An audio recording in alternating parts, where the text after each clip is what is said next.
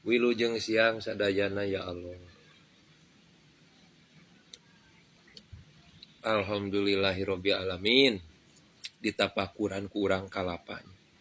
Bet bisa amis ya Allah ya Robbana.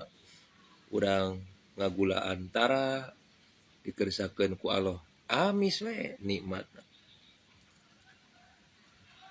Pentingna urang tapakur euy kana dadamelan Allah.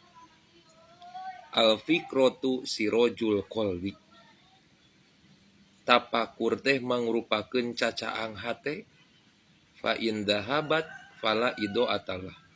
Lamun jalma geus embung napakuran kana dadamelan Allah, maka bakal leungit cacaang dina hatena. Poek hate teh. Mata kudu sering tapakur. Nikmat luar biasa anu dipaparinkeun ku Allah teh urang supaya bisa syukur ku ayeuna tapakur. Sok emutan geura ieu daogan jadi amis kieu bari aya caian. Di mana nganuan caina? Allahu akbar yo. Yo. Subhanallah. Diantos ka dieu urang ngopi, urang pagendu-gendu rasa. Sing sarehat sadayana tur barokah amin.